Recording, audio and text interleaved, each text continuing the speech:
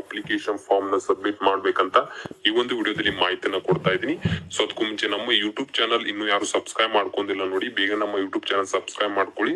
ಅದೇ ರೀತಿ ಟೆಲಿಗ್ರಾಮ್ ಗ್ರೂಪ್ಗೆ ನೀವು ಜಾಯ್ನ್ ಆಗಿ. ಬನ್ನಿ, ಏನು ಒಂದು ಇಂಡಿಯನ್ ರೈಲ್ವೆ ಇಲಾಖೆಯಲ್ಲಿ ಜೆಇ ಹುದ್ದೆಯನ್ನ ನೇಮಕಾತಿ ಮಾಡಿದಾರಲ್ಲ, ಈ ಹುದ್ದೆಗೆ ಯಾವ ರೀತಿಯಲ್ಲಿ ಫಾರ್ಮ್ ನ ಫಿಲ್ ಮಾಡಿ ಸಬ್ಮಿಟ್ ಮಾಡೋದಂತ ನೋಡ್ಕೋಣ. ಈಗಾಗಲೇ ಒಂದು ಇದ್ರ ಬಗ್ಗೆ ಅಪ್ಡೇಟ್ ಅನ್ನ ನೀಡಿದ್ದಾರೆ. ಇವತ್ತೇ ನಿಮ್ಗೆ ಇಲ್ಲಿ ಅಪ್ಲಿಕೇಶನ್ ಸ್ಟಾರ್ಟ್ ಆಗಿದೆ. ಒಂದು ಜೆಇ ಆಗಿರ್ಬೋದು, ಇನ್ನಿತರ ಒಂದು ಪೋಸ್ಟ್ ಗಳು ಇಲ್ಲಿ ಇದ್ದಾವೆ. ಇದಕ್ಕೆ ಯಾರು ಎಲಿಜಿಬಲ್ ಇದ್ದೀರಾ ನೀವು ಅರ್ಜಿಯನ್ನ ಇಲ್ಲಿ ಸಲ್ಲಿಸಿ. ಇಲ್ಲಿ ಯಾವ ರೀತಿಯಾಗಿ ಅರ್ಜಿಯನ್ನ ಸಲ್ಲಿಸಬೇಕಂತ ನೋಡ್ಕೋಣ. ನೋಡಿ, ಅದಕ್ಕೂ ಮುಂಚೆ ನಾನು ಡಿಸ್ಕ್ರಿಪ್ಷನ್ ಬಾಕ್ಸ್ ಗಳಿಗೆ ಈ ಒಂದು ಅಧಿಕೃತವಾದ ವೆಬ್ಸೈಟ್ ಲಿಂಕ್ ಅನ್ನ ಕೊಟ್ಟಿರ್ತೀನಿ. ಅದ್ರ ಮೇಲೆ ಕ್ಲಿಕ್ ಮಾಡ್ಕೊಂಡು ಈ ಒಂದು ವೆಬ್ಸೈಟ್ ಅನ್ನ ಓಪನ್ ಅನ್ನ ಮಾಡ್ಕೊಳ್ಳಿ. ಓಪನ್ ಆದ ತಕ್ಷಣ ನೆಕ್ಸ್ಟ್ ಈ ರೀತಿಯಾಗಿ ಇಲ್ಲಿ ಪೇಜ್ ಓಪನ್ ಆಗುತ್ತೆ. ಈ ರೀತಿಯಾಗಿ ಪೇಜ್ ಓಪನ್ ಆದ ತಕ್ಷಣ ಇಲ್ಲಿ ನಾನು ಏನು ಇಲ್ಲಿ ಹೈಲೈಟ್ ಮಾಡಿ ತೋರಿಸ್ತಾ ಇದ್ದೀನಿ, ಇಲ್ಲಿ ಅಪ್ಲೈ ಅಂತ ಇದೆಯಲ್ಲ, ಇದ್ರ ಮೇಲೆ ಕ್ಲಿಕ್ ಅನ್ನ ಮಾಡ್ಕೊಳ್ಳಿ. ಇದ್ರ ಮೇಲೆ ಕ್ಲಿಕ್ ಮಾಡಿದ್ರೆ ನಿಮ್ಗೆ ಇಲ್ಲಿ ಎರಡು ಆಪ್ಷನ್ ಗಳು ಬರ್ತವೆ. ಒಂದು ಕ್ರಿಯೇಟ್ ಆನ್ ಅಕೌಂಟ್ ಮತ್ತು ಆಲ್ರೆಡಿ ಯಾವ ಆನ್ ಅಕೌಂಟ್ ಅಂತ ಎರಡು ಆಪ್ಷನ್ ಗಳು ನಿಮಗೆ ಇಲ್ಲಿ ತೋರಿಸುತ್ತೆ. ಅಂದ್ರೆ ಈಗಾಗಲೇ ನಿಮಗೆ 4 ಹುದ್ದೆಗಳನ್ನ ನೇಮಕಾತಿ ಮಾಡಿದ್ರು ಈ ಒಂದು ಇಲಾಖೆಯಲ್ಲಿ. ಒಂದು ಎಲಿಪಿ ಆಗಿರ್ಬೋದು, ಒಂದು ಟೆಕ್ನಿಷಿಯನ್ ಆಗಿರ್ಬೋದು, ಒಂದು ಕಾನ್ಸ್ಟೇಬಲ್ ಮತ್ತು ಸಬ್ ಇನ್ಸ್ಪೆಕ್ಟರ್. ಈಗಾಗಲೇ ಈ ಒಂದು ರಿಕ್ರೂಟ್ಮೆಂಟ್ ನ ಕರೆದಿದ್ರು. ಇದಕ್ಕೆ ಯಾರ್ಯಾರು ಅರ್ಜಿಯನ್ನು ಸಲ್ಲಿಸಿ ಅಂದ್ರೆ ಈ 4ರಲ್ಲಿ ಯಾವುದೋ ಒಂದು ಹುದ್ದೆಗೆ ಯಾರು ಸಲ್ಲಿಸಿರ್ತಿರಲ್ಲ ಅವರು ಒಂದು ಈಗಾಗಲೇ ಕ್ರಿಯೇಟ್ ಮಾಡಿರ್ತೀರ ಅಕೌಂಟ್ ಅನ್ನ, ಅವರು ಲಾಗಿನ್ ಮಾಡಿ ಅಪ್ಲೈನ ಮಾಡ್ಕೊಳ್ಬೇಕಾಗತ್ತೆ. ಇಲ್ಲ ನಾವು ಯಾವುದೇ ರೀತಿ ಈ ಒಂದು ವೆಬ್ಸೈಟ್ ನಲ್ಲಿ ಅರ್ಜಿಯನ್ನ ಸಲ್ಲಿಸಿಲ್ಲಪ್ಪ ಅಂತಂದ್ರೆ ನೀವು ಒಂದು ರಿಜಿಸ್ಟ್ರೇಷನ್ ಮಾಡ್ಕೊಂಡು ಅಪ್ಲೈನ ಮಾಡ್ಕೊಳ್ಬೇಕಾಗತ್ತೆ. ಈಗ ನಾವು ಯಾವ ರೀತಿಯಾಗಿ ಇಲ್ಲಿ ಒಂದು ಕ್ರಿಯೇಟ್ ಆನ್ ಅಕೌಂಟ್ ಮಾಡಿ ಅಪ್ಲೈ ಮಾಡೋದು ಅಂತ ನಾವು ನೋಡ್ಕೊಳ್ಳೋಣ. ಇಲ್ಲಿ ಕ್ರಿಯೇಟ್ ಆನ್ ಅಕೌಂಟ್ ಇದೆ, ಇದ್ರ ಮೇಲೆ ಕ್ಲಿಕ್ ಮಾಡ್ಕೊಳ್ಳಿ. ನೋಡಿ, ಇದ್ರ ಮೇಲೆ ಕ್ಲಿಕ್ ಮಾಡಿದ ತಕ್ಷಣ ಒಂದು ನೋಟ್ ಬರ್ತಾ ಇದೆ. ಈಗಾಗಲೇ ನಾನು ಇದ್ರ ಬಗ್ಗೆ ಮಾಹಿತಿಯನ್ನು ಕೊಟ್ಟಿದ್ದೆ. ಎಲ್ಪಿ ಆಗಿರ್ಬೋದು, ಟೆಕ್ನಿಷಿಯನ್ ಆಗಿರ್ಬೋದು, ಸಬ್ ಇನ್ಸ್ಪೆಕ್ಟರ್ ಆಗಿರ್ಬೋದು ಮತ್ತು ಕಾನ್ಸ್ಟೇಬಲ್, ಈ 4 ಹುದ್ದೆಗಳಲ್ಲಿ ಒಂದು ಯಾವ್ದಾದ್ರು ನೀವು ಅರ್ಜಿಯನ್ನ ಸಲ್ಲಿಸಿದ್ರೆ ನಿಮ್ದು ರಿಜಿಸ್ಟರ್ ಮಾಡಿರ್ತೀರ, ಅದಕ್ಕೆ ಲಾಗಿನ್ ಮಾಡಿ ಅಪ್ಲೈನ ಮಾಡ್ಕೊಳ್ಳಿ. ಇಲ್ಲ ಈ 4 ಹುದ್ದೆ ಯಾವ್ದೋ ರೀತಿ ನಾನು ಅರ್ಜಿಯನ್ನ ಸಲ್ಲಿಸಿಲ್ಲ ಅಂದ್ರೆ ನೀವು ಹೊಸ ಒಂದು ರಿಜಿಸ್ಟ್ರೇಷನ್ ಮಾಡ್ಕೊಂಡು, ಅಂದ್ರೆ ನ್ಯೂ ಕ್ಯಾಂಡಿಡೇಟ್ ಆಗಿ ರಿಜಿಸ್ಟ್ರೇಷನ್ ಮಾಡ್ಕೊಂಡು ಅಪ್ಲೈನ ಮಾಡ್ಕೊಳ್ಬೇಕಾಗುತ್ತೆ. ಇದ್ರ ಮೇಲೆ ಓಕೆ ಮೇಲೆ ಕ್ಲಿಕ್ ಮಾಡ್ಕೊ. ಓಕೆ ಮಾಡಿದ ತಕ್ಷಣ ಇಲ್ಲಿ ನಿಮಗೆ ಕ್ರಿಯೇಟ್ ಅಕೌಂಟ್ ಫಾರ್ಮ್ ಇಲ್ಲಿ ಓಪನ್ ಆಗುತ್ತೆ. ಇಲ್ಲಿ ಏನೇನ್ ಮಾಹಿತಿಯನ್ನು ನೀಡ್ಬೇಕಂತ ನೋಡ್ಕೊಂಡು, ಮೊದಲೇದಾಗಿ ನಿಮ್ಮ ಒಂದು ಕಂಟ್ರಿ ಚೂಸ್ ಮಾಡ್ಕೊಳ್ಳಿ, ಇಂಡಿಯನ್ ಅಂತ ಚೂಸ್ ಮಾಡ್ಕೊಳ್ಳಿ. ಇದಾದ ತಕ್ಷಣ ಒಂದು ಪರ್ಸನಲ್ ಇನ್ಫಾರ್ಮೇಶನ್ ನೀಡಬೇಕಾಗುತ್ತೆ. ಅದು ಒಂದು SSLC ಅಂಕ ಪಟ್ಟಿಯಲ್ಲಿ ಇರುವಂತೆ ಮಾತ್ರ ನೀಡಬೇಕಾಗುತ್ತೆ.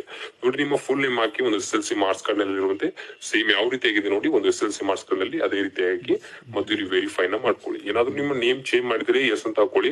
ಇಲ್ಲ ಯಾವ್ದೇ ರೀತಿ ನಮ್ಮ ನೇಮ್ ಚೇಂಜ್ ಮಾಡಿಲ್ಲ ಅಂದ್ರೆ ನೋ ಅಂತ ನೀವು ಅಲ್ಲಿ ಚೂಸ್ ಮಾಡ್ಕೊಳ್ಳಿ. ಇದಾದ ತಕ್ಷಣ ಒಂದು ಡೇಟ್ ಆಫ್ ಬರ್ತ್ ತಗೊಳ್ಳಿ, ವೆರಿಫೈ ಮಾಡ್ಕೊಳ್ಳಿ.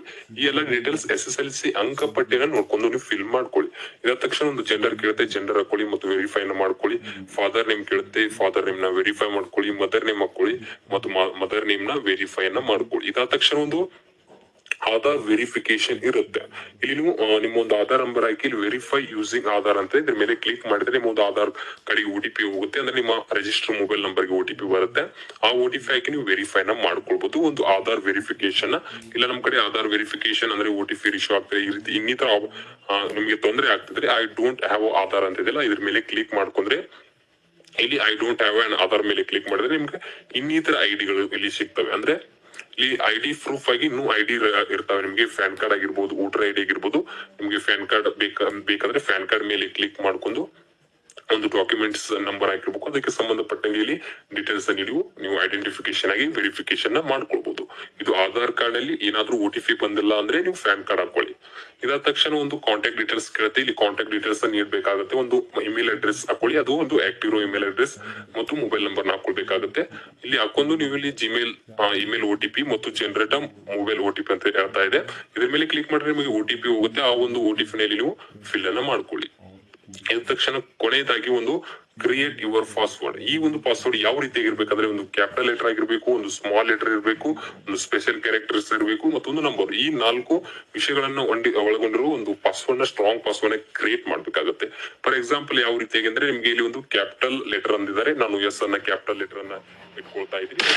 ಸ್ಮಾಲ್ ಲೆಟರ್ ಅಂತ ಇದ್ದಾರೆ, ನಾನು ಸ್ಮಾಲ್ ಲೆಟರ್ ಆಗಿ ಸರಿ ಈ ರೀತಿಯಾಗಿ ಇಟ್ಕೊಳ್ತಾ ಇದ್ದೀನಿ.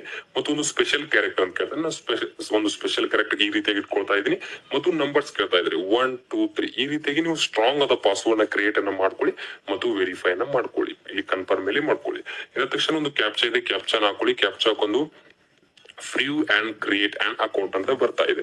ಇದ್ರ ಮೇಲೆ ಕ್ಲಿಕ್ ಮಾಡಿದ ತಕ್ಷಣ ನಿಮಗೆ ಪ್ರಿವ್ಯೂ ತೋರಿಸುತ್ತೆ. ಏನೇನು ಈಗ ಡೀಟೇಲ್ಸ್ ನೀಡಿರ್ತಿಲ್ಲ ಅದೇ ಒಂದು ಪ್ರಿವ್ಯೂ ತೋರಿಸುತ್ತೆ. ಏನಾದ್ರೂ ಮಿಸ್ಟೇಕ್ ಆದ್ರೆ ನೀವು ಅವಾಗ ಎಡಿಟ್ ಮಾಡ್ಕೊಳ್ಬಹುದು. ನೀವು ಏನೇನು ಪ್ರಿವ್ಯೂ ಕರೆಕ್ಟ್ ಆಗಿ ಇತ್ತಂದ್ರೆ ನೀವು ಇಲ್ಲಿ ಸಬ್ಮಿಟ್ ಮೇಲೆ ಕ್ಲಿಕ್ ಮಾಡ್ಕೊಳ್ಳಿ. ನೋಡಿ, ಸಬ್ಮಿಟ್ ಮಾಡಿದ ತಕ್ಷಣ ನೆಕ್ಸ್ಟ್ ಈ ರೀತಿಯಾಗಿ ಬರುತ್ತೆ. ಈ ರೀತಿಯಾಗಿ ಬಂದ ತಕ್ಷಣ ಈಗ ನೀವು ಲಾಗಿನ್ ಮಾಡಿ ಅಪ್ಲೈ ಮಾಡ್ಬೇಕಾಗತ್ತೆ. ಈಗ ರಿಜಿಸ್ಟರ್ ಸಕ್ಸಸ್ಫುಲ್ ಆಗಿರುತ್ತೆ. ಇಲ್ಲಿ ಏನ್ ಬೇಕಂದ್ರೆ ಈಗಾಗಲೇ ನಿಮ್ಗೆ SMS ಬಂದಿರುತ್ತೆ. ಈಗ ಏನು ರಿಜಿಸ್ಟರ್ ಮಾಡುವಾಗ ನಿಮ್ಮ ಮೊಬೈಲ್ ನಂಬರ್ ಅಥವಾ ಒಂದು ಇಮೇಲ್ ID ಅಡ್ರೆಸ್ ಅನ್ನು ಇರ್ತಿದ್ರಲ್ಲ, ಇದರಲ್ಲಿ ಎರಡರಲ್ಲಿ ಒಂದು ಇಲ್ಲಿ ಫಿಲ್ ಮಾಡಿ ಮತ್ತು ನೀವು ಏನು ಒಂದು ಪಾಸ್ವರ್ಡ್ ನ ಕ್ರಿಯೇಷನ್ ಮಾಡ್ಕೊಂಡಿದ್ರೆ ಆ ಪಾಸ್ವರ್ಡ್ ಇಲ್ಲಿ ಹಾಕಿ ಕ್ಯಾಪ್ಚಾ ಹಾಕೊಳ್ಳಿ, ಲಾಗಿನ್ ಮೇಲೆ ಕ್ಲಿಕ್ ಮಾಡ್ಕೊಳ್ಳಿ. ನೋಡಿ, ಲಾಗಿನ್ ಮಾಡಿದ ತಕ್ಷಣ ನೆಕ್ಸ್ಟ್ ಈ ರೀತಿಯಾಗಿ ಪೇಜ್ ಓಪನ್ ಆಗುತ್ತೆ. ಈ ರೀತಿ ಆದ ತಕ್ಷಣ ಕೆಳಗೆ ಸ್ಕ್ರೋಲ್ ಮಾಡ್ಕೊಳ್ಳಿ. ಸ್ಕ್ರೋಲ್ ಮಾಡಿ ಇಲ್ಲಿ ಇನ್ಸ್ಟ್ರಕ್ಷನ್ಸ್ ಇರುತ್ತೆ, ಓದ್ಕೊಳ್ಬಹುದು. ಇಲ್ಲಿ ಆನ್ಲೈನ್ ಅಪ್ಲಿಕೇಶನ್ ಅಂತಿದೆ, ಇದ್ರ ಮೇಲೆ ಕ್ಲಿಕ್ ಮಾಡ್ಕೊಳ್ಳಿ. ಇದ್ರ ಮೇಲೆ ಕ್ಲಿಕ್ ಮಾಡಿದ ತಕ್ಷಣ ನೆಕ್ಸ್ಟ್ ನಿಮ್ಗೆ ಈ ರೀತಿಯಾಗಿ ಬರುತ್ತೆ. ಏನೋ ಒಂದು ರಿಕ್ರೂಟ್ಮೆಂಟ್ ಈಗ ರಿಲೀಸ್ ಅನ್ನ ಮಾಡಿದ್ದಾರೆ. ಈ ಒಂದು ರಿಕ್ರೂಟ್ಮೆಂಟ್ JE ಆಗಿರ್ಬೋದು, ಇನ್ನಿತರ ಒಂದು ಇಲ್ಲಿ ಒಂದು ಹುದ್ದೆಗಳಿದ್ದಾವೆ. ಆ ಹುದ್ದೆಗೆ ಸಂಬಂಧಪಟ್ಟಂಗೆ ಇಲ್ಲಿ ಡೀಟೇಲ್ಸ್ ಅನ್ನು ನೀಡಿರ್ತಾರೆ. ಒಂದು ಓಪನಿಂಗ್ ಡೇಟ್ ಆಗಿರ್ಬೋದು, ಕ್ಲೋಸಿಂಗ್ ಡೇಟ್ ಆಗಿರ್ಬೋದು, ಮತ್ತು ನಿಮಗೆ ಇಲ್ಲಿ ಒಂದು ಜೂನ್ ಅನ್ನ ಇಲ್ಲಿ ಚೂಸ್ ಮಾಡಲು ಆಪ್ಷನ್ ಕೊಟ್ಟಿದ್ದಾರೆ. ನಿಮಗೆ ಜೂನ್ ವೈಸ್ ಇಲ್ಲಿ ಈಗಾಗಲೇ ಒಂದು ಸೀಟ್ ಗಳನ್ನ ಹಂಚಿಕೆ ಮಾಡಿರ್ತಾರೆ. ನಿಮ್ದು ಯಾವ ಒಂದು ಜೂನ್ ಗೆ ನೀವು ಅಪ್ಲೈ ಅನ್ನ ಮಾಡ್ಕೊಳ್ಬೇಕಂತಿದ್ರೆ ಆ ಜೂನ್ ಅನ್ನು ಇಲ್ಲಿ ಚೂಸ್ ಮಾಡ್ಕೊಳ್ಬೇಕಾಗತ್ತೆ. ನಾನು ಈಗ RRB ಬೆಂಗಳೂರು ಜೂನ್ ಗೆ ನಾನು ಅಪ್ಲೈ ಮಾಡ್ತಾ ಇದ್ದೀನಿ ಅಂತ ಅಂದು ನಾನು ಬೆಂಗಳೂರು ಅಂತ ಚೂಸ್ ಮಾಡಿದ್ದೀನಿ. ಚೂಸ್ ಮಾಡಿದ ತಕ್ಷಣ ಇಲ್ಲಿ ಡಿಕ್ಲೇರ್ ಬಾಕ್ಸ್ ಇರುತ್ತೆ. ಈ ಡಿಕ್ಲೇರೇಷನ್ ಬಾಕ್ಸ್ ಮೇಲೆ ಕ್ಲಿಕ್ ಮಾಡ್ಕೊಂಡು ನೆಕ್ಸ್ಟ್ ಮೇಲೆ ಕ್ಲಿಕ್ ಮಾಡ್ಕೊಳ್ಳಿ. ನೋಡಿ, ನೆಕ್ಸ್ಟ್ ಮೇಲೆ ಕ್ಲಿಕ್ ಮಾಡಿದ ತಕ್ಷಣ this data is picks from your previous save data ಅಂತ ಬರ್ತಾ ಇದೆ. ಇದನ್ನ ಕ್ಯಾನ್ಸಲ್ ಮಾಡಿ. ಕ್ಯಾನ್ಸಲ್ ಮಾಡಿದ ತಕ್ಷಣ ನೆಕ್ಸ್ಟ್ ಈ ರೀತಿಯಾಗಿ ಬರುತ್ತೆ. ಈ ರೀತಿ ಬಂದ ತಕ್ಷಣ ಕೆಳಗೆ ನೀವು ಸ್ಕ್ರೋಲ್ ಮಾಡ್ಬೇಕಾಗುತ್ತೆ. ಈಗಾಗಲೇ ನೀವು ರಿಜಿಸ್ಟರ್ ಮಾಡಿರ್ತಿಲ್ಲ, ಅದರಲ್ಲಿ ಪರ್ಸನಲ್ ಡೀಟೇಲ್ಸ್ ಈಗಾಗಲೇ ಒಂದು ಫಿಲ್ ಆಗಿರುತ್ತೆ. ಆಟೋಮೆಟಿಕ್ ಫಿಲ್ ಆಗಿರುತ್ತೆ. ನಿಮ್ಮ ಒಂದು ಪರ್ಸನಲ್ ಇನ್ಫಾರ್ಮೇಶನ್ ನೀವು ಇಲ್ಲಿ ಕೆಳಗಿಂತ ಇಲ್ಲಿ ಹಾಕೊಳ್ತಾ ಹೋಗ್ಬೇಕಾಗುತ್ತೆ. ಮೊದಲೇದಾಗಿ ಏನ್ ಕೇಳ್ತಾ ಇದೆ ಅಂತ ನೋಡ್ಕೊಂಡು, ಮೊದಲು ನಿಮ್ಗೆ ಮ್ಯಾರಿಡ್ ಸ್ಟೇಟಸ್ ಕೇಳ್ತಾ ಇದೆ. ಮ್ಯಾರಿಡ್ ಆಗಿದ್ರೆ ಮ್ಯಾರಿಡ್ ಹಾಕಿ, ಇಲ್ಲಾದ್ರೆ ಅನ್ಮ್ಯಾರಿಡ್ ಹಾಕಿ. ಇದಾದ ತಕ್ಷಣ ಒಂದು ರಿಲಿಜನ್ ಕೇಳ್ತಾ ಇದೆ. ನಿಮ್ಮ ಒಂದು ರಿಲಿಜನ್ ಯಾವ್ದಿದೆ ಆ ರಿಲಿಜನ್ ನ ಚೂಸ್ ಮಾಡ್ಕೊಳ್ಳಿ. ಮತ್ತು ನಿಮ್ಮ ಮದರ್ ಟಂಗ್, ನಿಮ್ಮ ಯಾವ ಒಂದು ಭಾಷೆಯಲ್ಲಿ ಮಾತನಾಡ್ತಾ ಇದ್ದಾರೆ ಅಂತ ಕೇಳ್ತಾ ಇದೆ. ನಿಮ್ಮ ಒಂದು ಮದರ್ ಟಂಗ್ ಯಾವ್ದು ಅಂತ ಕೇಳ್ತಾ ಇದ್ದಾರೆ. ನಮ್ಮ ಕರ್ನಾಟಕದಲ್ಲಿ ಕನ್ನಡ ಮದರ್ ಟಂಗ್ ಇದೆ, ಅದಕ್ಕೆ ನಾನು ಕನ್ನಡನ ಇಲ್ಲಿ ಚೂಸ್ ಮಾಡ್ಕೊಳ್ತಾ ಇದ್ದೀನಿ. ಇದಾದ ತಕ್ಷಣ ಒಂದು choose of language for examination ಅಂತ ಬರ್ತಾ ಇದೆ. ಇಲ್ಲಿ ಏನಪ್ಪಾ ಅಂದ್ರೆ ನಿಮ್ಮ ಒಂದು ಕ್ವಶನ್ ಪೇಪರ್ ಅಂದ್ರೆ ಇಲ್ಲಿ ನಿಮಗೆ ಮೊದಲು ಕಂಪ್ಯೂಟರ್ ಬೇಸ್ ಎಕ್ಸಾಮಿನೇಷನ್ ಇರುತ್ತೆ. ಆ ಒಂದು ಎಕ್ಸಾಮ್ ಯಾವ ಒಂದು ಭಾಷೆಯಲ್ಲಿ ಬರೀತೀರಾ ಅಂತ ಕೇಳ್ತಾ ಇದ್ದಾರೆ. ಕನ್ನಡ ಎಕ್ಸಾಮ್ ಅಂದ್ರೆ ಕನ್ನಡದಲ್ಲಿ ಎಕ್ಸಾಮ್ ಇರುತ್ತೆ. ನೀವು ಕನ್ನಡವನ್ನು ಚೂಸ್ ಮಾಡ್ಕೊಳ್ಬಹುದು. ಇಲ್ಲಿ ಕನ್ನಡ ಒಂದು ಆಪ್ಷನ್ ಇದೆ. ಈ ಕನ್ನಡ ಮೇಲೆ ಚೂಸ್ ಮಾಡಿದ್ರೆ ನಿಮಗೆ ಒಂದು ಎಕ್ಸಾಮಿನೇಷನ್ ಅಲ್ಲಿ ಕನ್ನಡ ಪ್ರಶ್ನೆ ಪತ್ರಿಕೆ ಬರುತ್ತೆ. ನೀವು ಇಂಗ್ಲಿಷ್ ಅನ್ನು ಚೂಸ್ ಮಾಡ್ಕೋಬಹುದು. ನಿಮ್ಗೆ ಕನ್ನಡ ಎಕ್ಸಾಮಿನೇಷನ್ ಮೇಲೆ ಬರೀತೀರಂದ್ರೆ ಕನ್ನಡನ ಚೂಸ್ ಮಾಡ್ಕೊಳ್ಳಿ. ಇದಾದ ತಕ್ಷಣ ಒಂದು ಐಡೆಂಟಿಫಿಕೇಶನ್ ಮಾರ್ಕ್ ಹೇಳ್ತಾ ಇದೆ. ಏನಾದ್ರೂ ನಿಮ್ಮ ಬಾಡಿಯಲ್ಲಿ ಮಾರ್ಕ್ ಇದ್ರೆ ಮಾರ್ಕ್ ನ ಹಾಕೊಳ್ಳಿ, ಇಲ್ಲಾದ್ರೆ ನೋ ಮಾರ್ಕ್ಸ್ ಅಂತ ನೀವು ಅಲ್ಲಿ ಟೈಪ್ ಮಾಡಿ. ಮತ್ತು ಸೆಕೆಂಡ್ ಒಂದು ಐಡೆಂಟಿಫಿಕೇಶನ್ 2 ಅಂತ ಕೇಳ್ತಾ ಇದೆ. ಇಲ್ಲಿ ಮಾರ್ಕ್ ಇದ್ರೆ ಮಾರ್ಕ್ ಹಾಕೋಬಹುದು, ಇಲ್ಲಾದ್ರೆ ನೋ ಮಾರ್ಕ್ ಅಂತ ನೀವು ಇಲ್ಲಿ ಹಾಕೊಳ್ಬಹುದು. ಇದಾದ ತಕ್ಷಣ ಒಂದು ಕಮ್ಯುನಿಟಿ ಡೀಟೇಲ್ಸ್ ಅಥವಾ ಒಂದು ಕೆಟಗರಿ ಡೀಟೇಲ್ಸ್ ಅಂತ ನಾವು ಹೇಳ್ಬಹುದು. ಈ ಒಂದು ಕೆಟಗರಿ ಡೀಟೇಲ್ಸ್ ಅಂದ್ರೆ ನಿಮ್ಮ ಒಂದು ಕೆಟಗರಿ ಯಾವುದು, ಒಂದು SC ಆಗಿರ್ಬೋದು, ST ಆಗಿರ್ಬೋದು, OBC ಆಗಿರ್ಬೋದು, ಅನ್ರಿಸರ್ವ್ ಕೆಟಗರಿ ಆಗಿರ್ಬೋದು. ನಿಮ್ದು ಕೆಟಗರಿ ಯಾವ್ದಿದೆ ಆ ಒಂದು ಕೆಟಗರಿ ನೀವು ಇಲ್ಲಿ ಚೂಸ್ ಅನ್ನ ಮಾಡ್ಕೊಳ್ಬೇಕಾಗುತ್ತೆ. ಈ ರೀತಿಯಾಗಿ ಚೂಸ್ ಮಾಡ್ಕೊಳ್ಳಿ. ಈ ರೀತಿಯಾಗಿ ಚೂಸ್ ಮಾಡಿದ ತಕ್ಷಣ ನಿಮ್ಗೆ ಇಲ್ಲಿ ನೆಕ್ಸ್ಟ್ ಈ ರೀತಿಯಾಗಿ ಬರ್ತಾ ಇದೆ. ಈ ಒಂದು ಕೆಟಗರಿ ಚೂಸ್ ಮಾಡಿದ ತಕ್ಷಣ ನಿಮ್ಮ ಒಂದು ಕ್ಯಾಸ್ಟ್ ಸರ್ಟಿಫಿಕೇಟ್ ಅಂತ ತೆಗೆದುಕೊಳ್ಬೇಕಾಗುತ್ತೆ. ಆ ಕಾಸ್ಟ್ ಸರ್ಟಿಫಿಕೇಟ್ ಅಲ್ಲಿ ಇಲ್ಲಿ ಇಂಗ್ಲಿಷ್ ಕ್ಯಾಸ್ಟ್ ಸರ್ಟಿಫಿಕೇಟ್ ನೀವು ಅಪ್ಲೋಡ್ ಮಾಡ್ಬೇಕಾಗುತ್ತೆ. ಅದಕ್ಕೆ ಇಂಗ್ಲಿಷ್ ಸರ್ಟಿಫಿಕೇಟ್ ನೀವು ಅಪ್ಲೋಡ್ ಅನ್ನು ಮಾಡ್ಕೊಳ್ಬೇಕು. ಅದರಲ್ಲಿ ಏನೇನು ಮಾಹಿತಿ ಇರುತ್ತೆ ಅಂದ್ರೆ ಆ ಮಾಹಿತಿ ಇದರಲ್ಲಿ ನೀಡಬೇಕು. Name of the tribe name ಹಾಕ್ಬೇಕಾಗುತ್ತೆ ಮತ್ತು ಆ ಒಂದು ಸರ್ಟಿಫಿಕೇಟ್ ನಂಬರ್ ಹಾಕ್ಬೇಕಾಗುತ್ತೆ. ಆ ಒಂದು ಸರ್ಟಿಫಿಕೇಟ್ ಯಾವ ಒಂದು ಅಥಾರಿಟಿಯಲ್ಲಿ ಇಶ್ಯೂ ಮಾಡ್ಕೊಂಡಿದ್ರ ಆ ಒಂದು ಇಶ್ಯೂ ಡೇಟ್ ನ ಹಾಕ್ಬೇಕಾಗುತ್ತೆ. ಈ ರೀತಿ ಮಾಹಿತಿ ನೀಡಬೇಕಾಗುತ್ತೆ. ಈ ಎಲ್ಲಾ ಒಂದು ಮಾಹಿತಿ ಆ ಒಂದು ಕಾಸ್ಟ್ ಸರ್ಟಿಫಿಕೇಟ್ ಅಲ್ಲಿ ಇರುತ್ತೆ. ಅದನ್ನ ಚೆಕ್ ಮಾಡ್ಕೊಂಡು ನೀವು ಎಲ್ಲಾ ಡೀಟೇಲ್ಸ್ ನೀಡ್ಕೊಳ್ಳಿ. ಇದಾದ ತಕ್ಷಣ do you wish to avail free rail travel pass ಅಂತ ಕೇಳ್ತಾ ಇದೆ. ಅಂದ್ರೆ ನೀವು ಎಕ್ಸಾಮಿನೇಷನ್ ಹೋಗುವಾಗ ನಿಮ್ಗೆ ಟ್ರೈನ್ ಫ್ರೀ ಪಾಸ್ ಬೇಕಾ ಅಂತ ಇಲ್ಲಿ ಕೇಳ್ತಾ ಇದ್ದಾರೆ. ಇದು SC ST ಕ್ಯಾಟಗರಿಗೆ ಮಾತ್ರ ಇರುತ್ತೆ. SC ST ಕ್ಯಾಟಗರಿ ಎಸ್ ಅಂತ ಫಿಲ್ ಮಾಡ್ಕೊಳ್ಳಿ. ಎಸ್ ಅಂತ ಕ್ಲಿಕ್ ಮಾಡಿದ್ರೆ ನಿಮ್ಗೆ ಒಂದು ರೈಲ್ವೆ ಅಂದ್ರೆ ಎಕ್ಸಾಮಿನೇಷನ್ ಏನು ನಿಮ್ಮ ಒಂದು ಡಿಸ್ಟಿಕ್ ಇಂದ ನಿಮ್ಮ ಎಕ್ಸಾಮಿನೇಷನ್ ಸೆಂಟರ್ ಗೆ ಫ್ರೀ ಆಗಿ ನೀವು ಟ್ರಾವೆಲ್ ಮಾಡಬಹುದು. ಅದು ಒಂದು ಟ್ರೈನ್ ಅಲ್ಲಿ. ಎಸ್ ಅಂತ ಕ್ಲಿಕ್ ಮಾಡಿದ ತಕ್ಷಣ ನಿಮ್ಗೆ ನಿಯರೆಸ್ಟ್ ರೈಲ್ವೆ ಸ್ಟೇಷನ್ ಯಾವ್ದಿದೆ ಅಂತ ಕೇಳ್ತಾ ಇದೆ. ನಿಮ್ಮ ಒಂದು ನಿಯರೆಸ್ಟ್ ರೈಲ್ವೆ ಸ್ಟೇಷನ್ ನ ಚೂಸ್ ಮಾಡಿದ್ರೆ ಆ ಒಂದು ರೈಲ್ವೆ ಸ್ಟೇಷನ್ ಇಂದ ನಿಮ್ಮ ಒಂದು ಎಕ್ಸಾಮಿನೇಷನ್ ಸ್ಟೇಷನ್ ವರೆಗೂ ಅಲ್ಲಿ ನಿಮ್ಗೆ ಫ್ರೀ ಆಗಿ ಪಾಸ್ ಅನ್ನ ನೀಡುತ್ತಾರೆ. ಈ ರೀತಿಯಾಗಿ ಮಾಹಿತಿಯನ್ನ ನೀಡಿ. ಇದಾದ ತಕ್ಷಣ ಒಂದು upload your valid cash certificate ಅಂತ ಹೇಳ್ತಾ ಇದ್ದಾರೆ. ಈಗಾಗಲೇ ನಾನು ಹೇಳಿರುವಂತೆ ಒಂದು ಕ್ಯಾಶ್ ಸರ್ಟಿಫಿಕೇಟ್ ನೀವು 500 KB ಒಳಗೆ ಒಂದು PDP ಫಾರ್ಮೇಟ್ ನಲ್ಲಿ ನೀವು ಅಪ್ಲೋಡ್ ನ ಮಾಡ್ಬೇಕಾಗುತ್ತೆ. ಇಲ್ಲಿ ಆ ರೀತಿಯಾಗಿ ಅಪ್ಲೋಡ್ ಮಾಡ್ಕೊಳ್ಳಿ. ಅಪ್ಲೋಡ್ ಯಾವ ರೀತಿ ಅಂದ್ರೆ ರಿಸೈಸ್ ಅನ್ನ ಮಾಡ್ಕೊಳ್ಬೇಕಂತ ಈಗಾಗಲೇ ನಾನು ವಿಡಿಯೋನ ಮಾಡೀನಿ. ಅಲ್ಲಿ ಡಿಸ್ಕ್ರಿಪ್ಷನ್ ಬಾಕ್ಸ್ ಗೆ ವಿಡಿಯೋ ಲಿಂಕ್ ಅನ್ನ ಕೊಟ್ಟಿರೋದ್ರ ಮೇಲೆ ಕ್ಲಿಕ್ ಮಾಡ್ಕೊಂಡು ಆ ವಿಡಿಯೋನ ಚೆಕ್ಔಟ್ ಮಾಡಿ ಯಾವ ರೀತಿಯಾಗಿ ಒಂದು PDF ಮಾಡಬಹುದು ಮತ್ತು ರಿಸೈಸ್ ಅನ್ನ ಮಾಡುವಂತ ಅದರಲ್ಲಿ ಎಕ್ಸ್ಪ್ಲೇನ್ ಮಾಡಿದ್ದೀನಿ. ನೋಡಿದ ತಕ್ಷಣ ಒಂದು ಅಡ್ರೆಸ್ ಕೇಳ್ತೆ. ನಿಮ್ಮ ಒಂದು ಅಡ್ರೆಸ್ ಅನ್ನು ನೀಡಬೇಕು. ನಿಮ್ಮ ಒಂದು ಸ್ಟೇಟ್, ಡಿಸ್ಟ್ರಿಕ್ಟ್ ಮತ್ತು ನಿಮ್ಮ ಒಂದು ಅಡ್ರೆಸ್, ವಿಲೇಜ್ ಮತ್ತು ಪಿನ್ ಕೋಡ್ ಕೇಳುತ್ತೆ. ನಿಮ್ಮ ಒಂದು ಸ್ಟೇಟ್, ಡಿಸ್ಟ್ರಿಕ್ಟ್ ಎಲ್ಲ ಈ ಮಾಹಿತಿ ಒಂದು ಆಧಾರ್ ಕಾರ್ಡ್ ಇಲ್ಲಿರುತ್ತೆ. ಆ ಅಡ್ರೆಸ್ ಅದೇ ರೀತಿಯಾಗಿ ಇಲ್ಲಿ ಹಾಕೊಂಡು ಇಲ್ಲಿ ಕ್ಲಿಕ್ ಬಾಕ್ಸ್ ಇದೆಯಲ್ಲ, ಒಂದು ಡಿಕ್ಲರೇಷನ್ ಬಾಕ್ಸ್ ಇರುತ್ತೆ, ಅದ್ರ ಮೇಲೆ ಕ್ಲಿಕ್ ಮಾಡಿದ್ರೆ ಆಟೋಮೆಟಿಕ್ ಆಗಿ ಇಲ್ಲಿ ಎರಡು ಫಿಲ್ ಆಗಿಬಿಡ್ತವೆ. ಅಂದ್ರೆ ನಿಮ್ಗೆ ಇಲ್ಲಿ ಪರ್ಮನೆಂಟ್ ಅಡ್ರೆಸ್, ಪ್ರೆಸೆಂಟ್ ಅಡ್ರೆಸ್ ನೀಡಬೇಕಾಗುತ್ತೆ. ನೀವು ಪ್ರೆಸೆಂಟ್ ಅಡ್ರೆಸ್ ಬೇರೆ ಕಡೆ, ಪರ್ಮನೆಂಟ್ ಅಡ್ರೆಸ್ ಬೇರೆ ಕಡೆ ಇದ್ರೆ ಅವು ಎರಡು ಸಪರೇಟ್ ಆಗಿ ಫಿಲ್ ಮಾಡ್ಕೊಳ್ಳಿ. ಇದಾದ ತಕ್ಷಣ ಇಲ್ಲಿ ಈ ಎಲ್ಲಾ ಮಾಹಿತಿ ನೀಡಿದ ತಕ್ಷಣ ಸೇವ್ ಮೇಲೆ ಕ್ಲಿಕ್ ಮಾಡ್ಕೊಳ್ಳಿ. ಸೇವ್ ಮೇಲೆ ಕ್ಲಿಕ್ ಮಾಡ್ಕೊಂಡು ನೆಕ್ಸ್ಟ್ ಮೇಲೆ ಕ್ಲಿಕ್ ಮಾಡ್ಕೊಳ್ಳಿ. ನೋಡಿ ಸೇವ್ ಮೇಲೆ ಕ್ಲಿಕ್ ಮಾಡಿದ ತಕ್ಷಣ ನೆಕ್ಸ್ಟ್ ಈ ರೀತಿಯಾಗಿ ಪೇಜ್ ಓಪನ್ ಆಗುತ್ತೆ. ಇಲ್ಲಿ ಅದರ್ಸ್ ಡೀಟೇಲ್ಸ್ ನೀಡಬೇಕಾಗುತ್ತೆ. ಏನೇನು ಮಾಹಿತಿಯನ್ನು ನೀಡಬೇಕಂತ ನೋಡೋದಾದ್ರೆ, ನೀವೇನಾದ್ರೂ ಎಕ್ಸ್ ಸರ್ವಿಸ್ ಮ್ಯಾನ್ ಆಗಿದ್ರೆ ಎಸ್ ಅಂತ ಕೊಡಿ, ಇಲ್ಲಾದ್ರೆ ನೋ ಅಂತ ಕೊಡಿ. ನೀವೇನಾದ್ರೂ PWD ಕ್ಯಾಂಡಿಡೇಟ್ಸ್ ಗಳಾಗಿದ್ರೆ ಎಸ್ ಅಂತ ಕೊಡಿ, ಇಲ್ಲಾದ್ರೆ ನೋ ಅಂತ ಕೊಡಿ. ನೀವು ಎಸ್ ಹಾಕೊಂಡ್ರೆ ಅದಕ್ಕೆ ಸಂಬಂಧಪಟ್ಟಂಗೆ ಡೀಟೇಲ್ಸ್ ಅನ್ನು ನೀಡಬೇಕು. ಎಕನಾಮಿಕಲಿ ಬ್ಯಾಕ್ವರ್ಡ್ ಕ್ಲಾಸ್ ಅಂದ್ರೆ EBC ಸರ್ಟಿಫಿಕೇಟ್ ಇದ್ರೆ ಎಸ್ ಅಂತ ಕೊಡಿ, ಇಲ್ಲಾದ್ರೆ ನೋ ಅಂತ ಕೊಡಿ. ಮತ್ತು ಡೀಟೇಲ್ಸ್ ಆಫ್ ಅಂದ್ರೆ are you an employee of Indian railways, ನೀವೇನಾದ್ರೂ ಈಗಾಗಲೇ ರೈಲ್ವೆ ಇಲಾಖೆಯಲ್ಲಿ ಒಂದು ಎಂಪ್ಲಾಯ್ ಆಗಿದ್ರೆ ಎಸ್ ಅಂತ ಹಾಕೊಳ್ಳಿ, ಇಲ್ಲಾದ್ರೆ ನೋ ಅಂತ ಹಾಕೊಳ್ಳಿ. ಎಸ್ ಹಾಕೊಂಡ್ರೆ ಅದಕ್ಕೆ ಸಂಬಂಧಪಟ್ಟಂಗೆ ಅಲ್ಲಿ ಡೀಟೇಲ್ಸ್ ಅನ್ನು ನೀಡಬೇಕಾಗುತ್ತೆ. ಕರೆಂಟ್ ಈಗ ಎಂಪ್ಲಾಯ್ಮೆಂಟ್ ಡೀಟೇಲ್ಸ್ ಇಲ್ಲಿ ಕೇಳ್ತಾ ಇದೆ. ಇಲ್ಲಿ ನಿಮ್ಗೆ 4 ರೀತಿ ಆಪ್ಷನ್ಸ್ ಗಳಿರ್ತವೆ. ಈಗಾಗಲೇ ನೀವು ಈಗ ಪ್ರೆಸೆಂಟ್ ಸೆಂಟ್ರಲ್ ಗೌರ್ಮೆಂಟ್ ಇಂದ ನೀವು ಎಂಪ್ಲಾಯ್ಮೆಂಟ್ ಆಗಿದ್ರೆ ಇದನ್ನ ಚೂಸ್ ಮಾಡ್ಕೊಳ್ಬೇಕು. ಸ್ಟೇಟ್ ಗೌರ್ಮೆಂಟ್ ಅಲ್ಲಿ ಕರೆಂಟ್ ಎಂಪ್ಲಾಯ್ಮೆಂಟ್ ಆಗಿದ್ರೆ ಸ್ಟೇಟ್ ಗೌರ್ಮೆಂಟ್ ಹಾಕೋಬೇಕು. ಇಲ್ಲ ಇದರಲ್ಲಿ ಯಾವುದೇ ನಾನು ಎಂಪ್ಲಾಯ್ಮೆಂಟ್ ಇಲ್ಲ ಅಂದ್ರೆ ನಾಟ್ ಅಪ್ಲಿಕೇಬಲ್ ಅಂತ ನೀವು ಇಲ್ಲಿ ಚೂಸ್ ಅನ್ನ ಮಾಡ್ಕೊಳ್ಳಿ. ಇದಾದ ತಕ್ಷಣ ಒಂದು ಬ್ಯಾಂಕ್ ಡೀಟೇಲ್ಸ್ ಕೇಳುತ್ತೆ.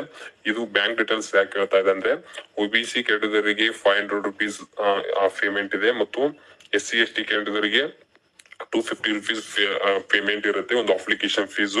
ಇಲ್ಲಿ ನಿಮಗೆ OBC ಕ್ಯಾಟಗರಿಗೆ ಏನು ಬ್ಯಾಂಕ್ ಡೀಟೇಲ್ಸ್ ನೀಡಿದ್ರೆ ನಿಮ್ಗೆ 250 ನಿಮ್ಗೆ ಒಳ್ಳೆ ರಿಫಂಡ್ ಮಾಡ್ತಾರೆ. ಅದು ಒಂದು CBT ಎಕ್ಸಾಮಿನೇಷನ್ ಅಂದ್ರೆ ಮೊದಲ ಎಕ್ಸಾಮಿನೇಷನ್ ನೀವು ಕಂಪ್ಲೀಟ್ ಮಾಡಿದ ತಕ್ಷಣ, ಮತ್ತು ST ಕ್ಯಾಟಗರಿಗೂ ಮೊದಲ ಎಕ್ಸಾಮಿನೇಷನ್ CBT ಕಂಪ್ಲೀಟ್ ಮಾಡಿದ ತಕ್ಷಣ ನಿಮ್ಮ ಅಮೌಂಟ್ ನಿಮಗೆ ರಿಫಂಡ್ ಮಾಡ್ತಾರೆ. ಅದಕ್ಕೆ ಇಲ್ಲಿ ಬ್ಯಾಂಕ್ ಡೀಟೇಲ್ಸ್ ನೀವು ನೀಡ್ಕೊಳ್ಳಿ. ನೀಡಿದ ತಕ್ಷಣ ಇಲ್ಲಿ ಸೇವ್ ಅಂಡ್ ನೆಕ್ಸ್ಟ್ ಮೇಲೆ ಕ್ಲಿಕ್ ಮಾಡ್ಕೊಳ್ಳಿ. ನೋಡಿ ನೆಕ್ಸ್ಟ್ ಮೇಲೆ ಕ್ಲಿಕ್ ಮಾಡಿದ ತಕ್ಷಣ ಒಂದು ಎಜುಕೇಶನ್ ಇನ್ಫಾರ್ಮೇಶನ್ ನೆಕ್ಸ್ಟ್ ನೀಡಬೇಕಾಗುತ್ತೆ. ಯಾವ ರೀತಿಯಾಗಿ ನೀಡ್ಬೇಕಂತಂದ್ರೆ ಇಲ್ಲಿ ಸ್ಕ್ರೋಲ್ ಮಾಡ್ಕೊಳ್ಳಿ. ಈಗಾಗಲೇ ನಾನು SSLC ಡೀಟೇಲ್ಸ್ ನಾನು ನೀಡಿದ್ದೀನಿ. ಅದನ್ನ ಯಾವ ರೀತಿಯಾಗಿ ನೀಡ್ಬೇಕಂತ ನೋಡೋದಾದ್ರೆ, ಇಲ್ಲಿ ಕ್ವಾಲಿಫಿಕೇಶನ್ ಅಂತ ಇದೆಯಲ್ಲ, ಇದ್ರ ಮೇಲೆ ಕ್ಲಿಕ್ ಮಾಡ್ಕೊಂಡು ಇಲ್ಲಿ SSLC ಅಂತ ಮೊದಲು ಚೂಸ್ ಮಾಡ್ಕೊಳ್ಳಿ. ಅದಕ್ಕೆ ಸಂಬಂಧಪಟ್ಟಂಗೆ ಸ್ಟೇಟ್ ಆಗಿರ್ಬೋದು, ಡಿಸ್ಟ್ರಿಕ್ಟ್ ಆಗಿರ್ಬೋದು, ಬೋರ್ಡ್ ನೇಮ್ ಆಗಿರ್ಬೋದು, ಪಾಸಿಂಗ್ ಡೇಟ್ ಆಗಿರ್ಬೋದು, ರೂಲ್ ನಂಬರ್ ಹಾಕೊಂಡು ಇಲ್ಲಿ ಕೆಳಗೆ ಆಡ್ ಅಂತ ಆಪ್ಷನ್ ಇದೆಯಲ್ಲ, ಆಡ್ ಅಂತ ಕ್ಲಿಕ್ ಮಾಡಿದ್ರೆ ಆಟೋಮೆಟಿಕ್ ಆಗಿ ಇಲ್ಲಿ ಮೇಲೆ ಈ ರೀತಿ ಬಂದಿದೆಲ್ಲ ಈ ರೀತಿಯಾಗಿ ಬರುತ್ತೆ.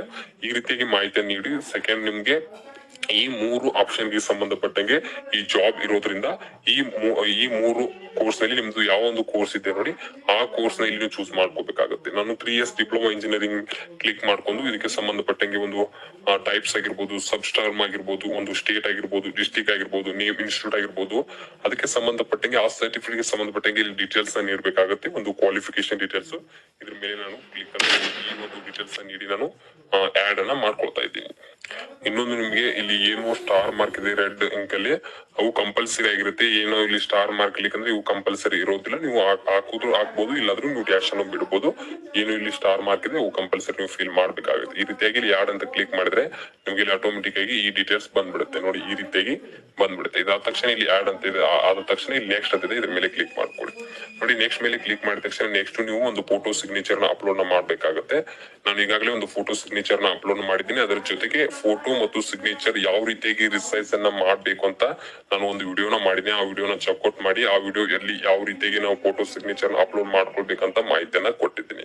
ನೋಡಿ ಮೊದಲೇದಾಗಿ ನಿಮ್ದು ಏನು ಅಲ್ಲಿ ಕ್ಯಾಸ್ಟ್ ಸರ್ಟಿಫಿಕೇಟ್ ನ ಅಪ್ಲೋಡ್ ಮಾಡಿರ್ತಿಲ್ಲ, ಮೊದಲೇ ಪರ್ಸನಲ್ ಇನ್ಫಾರ್ಮೇಶನ್ ಅಲ್ಲಿ ಅದು ನೀವು ಮತ್ತೊಮ್ಮೆ ಇಲ್ಲಿ ವ್ಯೂ ಮೇಲೆ ಕ್ಲಿಕ್ ಮಾಡ್ಕೊಂಡು ಚೆಕ್ ಮಾಡ್ಕೊಳ್ಬಹುದು.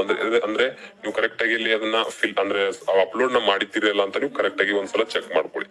ಚೆಕ್ ಮಾಡಿದ ತಕ್ಷಣ ನೋಡಿ ಫೋಟೋ ಇಲ್ಲಿ ಯಾವ ರೀತಿಯಾಗಿರ್ಬೇಕಂತ ನೋಡ್ಕೋಣ.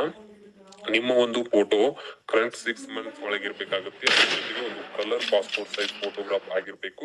ಮತ್ತು ನಿಮ್ಗೆ ಇಂದು ಏನ್ ಬ್ಯಾಕ್ ಗ್ರೌಂಡ್ ಇದೆ ಅದು ವೈಟ್ ಬ್ಯಾಕ್ ಗ್ರೌಂಡ್ ಆಗಿರ್ಬೇಕು, ಕಂಪಲ್ಸರಿ ಆಗಿರುತ್ತೆ. ನೀವೇನಾದ್ರೂ ಬೇರೆ ಬ್ಯಾಕ್ ಗ್ರೌಂಡ್ ಆಗಿದೆ ನಿಮ್ಮ ಅಪ್ಲಿಕೇಶನ್ ರಿಜೆಕ್ಟ್ ಆಗುತ್ತೆ, ಅದು ನೀವು ಕಂಪಲ್ಸರಿ ಆಗಿರುತ್ತೆ. ಮತ್ತು ಸ್ಯಾಂಪಲ್ ಯಾವ ರೀತಿಯಾಗಿ ಫೋಟೋಸ್ ಇರ್ಬೇಕಂತ ಅವರು ಮಾಹಿತಿನ ಕೊಟ್ಟಿದ್ದಾರೆ. ಸ್ಯಾಂಪಲ್ ಆಫ್ ಈ ರೀತಿಯಾಗಿ ಸ್ಯಾಂಪಲ್ ಫೋಟೋಸ್ ನೋಡಿ ಇಲ್ಲಿ ಏನು ಮೇಲಿದೆ ಈ ರೀತಿಯಾಗಿ ಯಾವುದೇ ರೀತಿ ನೀವು ಇಲ್ಲಿ ಫೋಟೋನ ಅಪ್ಲೋಡ್ ಮಾಡುವಂತ ಇಲ್ಲ. ಇಲ್ಲಿ ಕೆಳಗಿದೆಲ್ಲ ಈ ರೀತಿಯಾಗಿ ನೀವು ಅಪ್ಲೋಡ್ ಮಾಡಿದ್ರೆ ನಿಮ್ಮೊಂದು ಅಪ್ಲಿಕೇಶನ್ ಅಪ್ರೂವ್ಡ್ ಆಗುತ್ತೆ. ನೀವು ಯಾವುದೇ ರೀತಿಯಾಗಿ ಇಂದು ಕಲರ್ ಬ್ಯಾಕ್ ಗ್ರೌಂಡ್ ಇರಬಾರ್ದು, ವೈಟ್ ಬ್ಯಾಕ್ ಗ್ರೌಂಡ್ ಇರಲೇಬೇಕಾಗಿರುತ್ತೆ. ನಾನು ವಿಡಿಯೋನ ಮಾಡಿದ್ದೀನಿ ವೈಟ್ ಬ್ಯಾಕ್ ಗ್ರೌಂಡ್ ಯಾವ ರೀತಿಯಾಗಿ ಮಾಡ್ಕೋಬೇಕು ಅಂದ್ರೆ, ಈಗಾಗಲೇ ನಿಮ್ಗೆ ರೀಸೆಂಟ್ ಆಗಿ ಈಗ ಕಲರ್ ಬ್ಯಾಕ್ ಗ್ರೌಂಡ್ ಇದ್ರು ಅದನ್ನ ಯಾವ ರೀತಿಯಾಗಿ ಕನ್ವರ್ಟ್ ಮಾಡಬಹುದು ವೈಟ್ ಬ್ಯಾಕ್ ಗ್ರೌಂಡ್ ಅಂತ ಆ ವಿಡಿಯೋನಲ್ಲಿ ಎಕ್ಸ್ಪ್ಲೇನ್ ಮಾಡಿದ್ದೀನಿ. ಅದನ್ನ ಆ ವಿಡಿಯೋ ನೋಡ್ಕೊಳ್ಳಿ. ಆ ವಿಡಿಯೋ ನೋಡಿ ನಿಮ್ಮ ಒಂದು ವೈಟ್ ಬ್ಯಾಕ್ ಗ್ರೌಂಡ್ ಇರೋ ಫೋಟೋನ ರಿಸೈಸ್ ಅನ್ನ ಮಾಡ್ಕೊಳ್ಳಿ. ರಿಸೈಸ್ ಅನ್ನ ಮಾಡ್ಕೊಂಡ್ರೆ ನೀವು ಇಲ್ಲಿ ಅಪ್ಲೋಡ್ ಅನ್ನ ಮಾಡ್ಬೇಕಾಗುತ್ತೆ. ಈ ರೀತಿಯಾಗಿ ಅಪ್ಲೋಡ್ ಮಾಡ್ಕೋಬೇಕು. ಅದು 30 KB ಇಂದ 70 KB ಅದನ್ನ ರಿಸೈಸ್ ಮಾಡ್ಕೊಳ್ಳಿ. ಆ ವಿಡಿಯೋ ನೋಡಿ ಕರೆಕ್ಟ್ ಆಗಿ ನಿಮ್ಗೆ ಗೊತ್ತಾಗುತ್ತೆ. ಮತ್ತು ನಿಮ್ಮ ಒಂದು ಸಿಗ್ನೇಚರ್ ನ ಅಪ್ಲೋಡ್ ಮಾಡ್ಕೊಳ್ಬೇಕಾಗುತ್ತೆ. ಅದು ಇಂದು ವೈಟ್ ಪೇಪರ್ ಇರಬೇಕಾಗುತ್ತೆ. ಅದು ಒಂದು ಬ್ಲಾಕ್ ಅಥವಾ ಒಂದು ಬ್ಲೂ ಇಂಕ್ ಇಂದ ನೀವು ಸಿಗ್ನೇಚರ್ ನ ಮಾಡಿರ್ಬೇಕಾಗುತ್ತೆ. ಇಷ್ಟು ಡೀಟೇಲ್ಸ್ ನೀಡಿ ಇಲ್ಲಿ ಸೇವ್ ಅಂಡ್ ನೆಕ್ಸ್ಟ್ ಮೇಲೆ ಕ್ಲಿಕ್ ಮಾಡ್ಕೊಳ್ಳಿ. ನೋಡಿ, ಸೇವ್ ಅಂಡ್ ನೆಕ್ಸ್ಟ್ ಮೇಲೆ ಕ್ಲಿಕ್ ಮಾಡಿದ ತಕ್ಷಣ ನೆಕ್ಸ್ಟ್ ಈ ರೀತಿಯಾಗಿ ಪೇಜ್ ಓಪನ್ ಆಗುತ್ತೆ. ನಾವು ಯಾವ ಒಂದು ಜೂನ್ಗೆ ಅಪ್ಲೈ ಅನ್ನ ಮಾಡಿದ್ದೀವಿ ಮತ್ತು ಈಗ ಏನು ನೀವು ಒಂದು ಕ್ವಾಲಿಫಿಕೇಶನ್ ಸೆಲೆಕ್ಟ್ ಮಾಡಿರ್ತಿರಲ್ಲ, ನಿಮ್ಮ ಒಂದು ಕ್ವಾಲಿಫಿಕೇಶನ್ ಗೆ ಸಂಬಂಧಪಟ್ಟಂಗೆ ಯಾವ ಹುದ್ದೆಗಳು ಇಲ್ಲಿ ನೀವು ಎಲಿಜಿಬಲ್ ಇದ್ದೀರಾ ಅಂತ ಇಲ್ಲಿ ಬರುತ್ತೆ. ಆದ್ರೆ ಈ ಒಂದು ಎಲಿಜಿಬಲ್ ಪೋಸ್ಟ್ ಅಲ್ಲಿ ನೀವು ಮೊದಲ ಆದ್ಯತೆ ಅಂದ್ರೆ ಪ್ರಿಫರೆನ್ಸ್ ಆಗಿ ಯಾವ ಒಂದು ಹುದ್ದೆ ಮೊದಲು ಹೋಗ್ತೀರಾ ಅಂತ ಇಲ್ಲಿ ಪ್ರಿಫರೆನ್ಸ್ ಅನ್ನು ನೀಡಬೇಕಾಗುತ್ತೆ. ಇದರಲ್ಲಿ ನಮ್ದು ಯಾವ್ದೋ ಒಂದು ಪ್ರಿಫರೆನ್ಸ್ ಬೇಕಂತಲ್ಲ, ಸೀರಿಯಲ್ ಪ್ರಕಾರ ನೀವು ಇಲ್ಲಿ ಈ ರೀತಿಯಾಗಿ ಪ್ರಿಫರೆನ್ಸ್ ಅನ್ನು ನೀಡಬೇಕಾಗುತ್ತೆ. ಈ 5 ಹುದ್ದೆಗಳು ಈ ನಿಮ್ಮ ಒಂದು ಕ್ವಾಲಿಫಿಕೇಶನ್ ಗೆ ಎಲಿಜಿಬಲ್ ಇದ್ದಾವೆ. ಅದನ್ನು ಪ್ರಿಫರೆನ್ಸ್ ಆಗಿ ಯಾವ ಹುದ್ದೆ ನೀವು ಮೊದಲು ಹೋಗ್ತೀರಾ ಅಂತಲ್ಲ, ಅದ್ರ ರೀತಿಯಾಗಿ ಸೀರಿಯಲ್ ಪ್ರಕಾರ ಪ್ರಿಫರೆನ್ಸ್ ನೀಡ್ಕೊಳ್ಳಿ. ಈ ರೀತಿಯಾಗಿ ಪ್ರಿಫರೆನ್ಸ್ ನೀಡ್ಕೊಂಡು ಇಲ್ಲಿ ಕೆಳಗೆ ಬನ್ನಿ. ಇಲ್ಲಿ ಕೆಳಗೆ ಬಂದು ಇಲ್ಲಿ ಡಿಕ್ಲೇರ್ ಬಾಕ್ಸ್ ಇದೆ. ಈ ಡಿಕ್ಲೇರ್ ಬಾಕ್ಸ್ ಮೇಲೆ ಕ್ಲಿಕ್ ಮಾಡ್ಕೊಳ್ಳಿ. ಇದ್ರ ಮೇಲೆ ಕ್ಲಿಕ್ ಮಾಡ್ಕೊಂಡು ಇಲ್ಲಿ ಸೆಲೆಕ್ಟ್ ಎಲಿಜಿಬಲ್ ಎಕ್ಸಾಮ್ ಗ್ರೂಪ್ ಅಂತ ಇದೆಯಲ್ಲ, ಇದ್ರ ಮೇಲೆ ಕ್ಲಿಕ್ ಮಾಡ್ಕೊಳ್ಳಿ. ಇದ್ರ ಮೇಲೆ ಕ್ಲಿಕ್ ಮಾಡ್ಕೊಂಡು ಇಲ್ಲಿ ಸೆಲೆಕ್ಟ್ ಮಾಡ್ಕೊಳ್ಳಿ ಸಿವಿಲ್ ಅಂಡ್ ನಮ್ದು ಇಂಜಿನಿಯರಿಂಗ್ ಇದ್ರ ಕಾರಣ ಈ ರೀತಿಯಾಗಿ ಒಂದು ಗ್ರೂಪ್ ನ ಇಲ್ಲಿ ಚೂಸ್ ಮಾಡ್ಕೊಳ್ಬೇಕು. ಅದು ಆಟೋಮೆಟಿಕ್ ಬರುತ್ತೆ.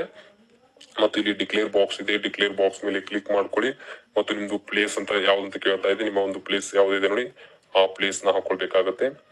ನಿಮ್ಮ ಒಂದು ಡಿಸ್ಟ್ರಿಕ್ಟ್ ನೇಮ್ ಹಾಕೋಬಹುದು ಅಥವಾ ಒಂದು ನಿಮ್ಮ ವಿಲೇಜ್ ನೇಮ್ ಹಾಕೊಳ್ಬಹುದು. ಈ ರೀತಿಯಾಗಿ ಬರುತ್ತೆ. ಈ ರೀತಿಯಾಗಿ ಬಂದ ತಕ್ಷಣ ಇಲ್ಲಿ ಪ್ರಿವ್ಯೂ ಅಂಡ್ ಅಪ್ಲಿಕೇಶನ್ ಅಂತಿದೆ, ಇದ್ರ ಮೇಲೆ ಕ್ಲಿಕ್ ಮಾಡ್ಕೊಳ್ಳಿ. ನೋಡಿದ ಮೇಲೆ ಕ್ಲಿಕ್ ಮಾಡಿದ ತಕ್ಷಣ ನಿಮ್ಗೆ ಒಂದು ಪ್ರಿವ್ಯೂ ತೋರಿಸುತ್ತೆ. ಈಗ ಏನು ಮಾಹಿತಿನ ನೀಡಿರ್ತಿಲ್ಲ ಅದಕ್ಕೆ ಸಂಬಂಧಪಟ್ಟಂಗೆ ಏನು ಎಡಿಟ್ ಬೇಕಾದ್ರೆ ಎಡಿಟ್ ನ ಮಾಡ್ಕೋಬಹುದು, ಕರೆಕ್ಷನ್ ಮಾಡ್ಕೋಬಹುದು. ಈ ರೀತಿಯಾಗಿ ಒಂದ್ಸಲ ಕರೆಕ್ಟ್ ಆಗಿ ಚೆಕ್ ಮಾಡ್ಕೊಂಡು ಇಲ್ಲಿ ಒಂದು ಬಾಕ್ಸ್ ಇದೆ, ಇದ್ರ ಮೇಲೆ ಕ್ಲಿಕ್ ಮಾಡ್ಕೊಳ್ಬೇಕಾಗತ್ತೆ. ನೋಡಿ, ನೀವು ಸಬ್ಮಿಟ್ ಮಾಡಿದ ತಕ್ಷಣ ನಿಮ್ಗೆ ನೆಕ್ಸ್ಟ್ ಒಂದು ಪೇಜ್ ಓಪನ್ ಆಗುತ್ತೆ. OBC ಕ್ಯಾಟಗರಿ ಇದ್ರೆ 500 rupees ನ ಪೇ ಮಾಡಬೇಕು ಮತ್ತು SC ST ಕ್ಯಾಟಗರಿ ಇದ್ರೆ 250 rupees ನ ಪೇ ಮಾಡಬೇಕು. ನಿಮ್ಗೆ ಪೇಮೆಂಟ್ ಆಪ್ಷನ್ ಬರುತ್ತೆ. UPI ಆಗಿರ್ಬೋದು, ಡೆಬಿಟ್ ಕಾರ್ಡ್ ಆಗಿರ್ಬೋದು, ಇನ್ನಿತರ ಒಂದು ಅದರ್ಸ್ ಆಪ್ಷನ್ಸ್ ಇದಾವೆ. ಅದರ ಮೂಲಕ ನೀವು ಒಂದು ಪೇಮೆಂಟ್ ನ ಮಾಡ್ಕೊಂಡು ನಿಮ್ಮ ಒಂದು ಅಪ್ಲಿಕೇಶನ್ ನ ಸಬ್ಮಿಟ್ ಅನ್ನ ಮಾಡ್ಕೊಳ್ಳಿ. ಅಪ್ಲಿಕೇಶನ್ ಸಬ್ಮಿಟ್ ಆದ ತಕ್ಷಣ ನೀವು ಒಂದು ಅಪ್ಲಿಕೇಶನ್ ಸ್ಟೇಟಸ್ ನ ಖಂಡಿತವಾಗ್ಲೂ ಚೆಕ್ ಮಾಡ್ಕೊಳ್ಬೇಕಾಗುತ್ತೆ. ಅಂದ್ರೆ ನಿಮ್ಮ ಒಂದು ಪೇಮೆಂಟ್ ಸ್ಟೇಟಸ್ ಆಗಿರ್ಬೋದು ಎಲ್ಲ ಅಲ್ಲಿ ಮಾಹಿತಿಯನ್ನ ಚೆಕ್ ಮಾಡ್ಕೊಳ್ಬೇಕು. ಅದನ್ನ ಯಾವ ರೀತಿ ಚೆಕ್ ಮಾಡ್ಕೊಳ್ಬೇಕಂತ ನೋಡೋದಾದ್ರೆ ನೋಡಿ, ನಿಮ್ಗೆ ನೆಕ್ಸ್ಟ್ ಈ ರೀತಿ ಬರುತ್ತಲ್ಲ, ಇಲ್ಲಿ ಅಪ್ಲಿಕೇಶನ್ ಹಿಸ್ಟ್ರಿ ಅಂತ ಇರುತ್ತಲ್ಲ ಅದ್ರ ಮೇಲೆ ಕ್ಲಿಕ್ ಮಾಡ್ಕೊಳ್ಳಿ. ಅದ್ರ ಮೇಲೆ ಕ್ಲಿಕ್ ಮಾಡಿದ ತಕ್ಷಣ ನಿಮಗೆ ಇಲ್ಲಿ ಈ ರೀತಿಯಾಗಿ ಆಪ್ಷನ್ ಬರ್ತದೆ.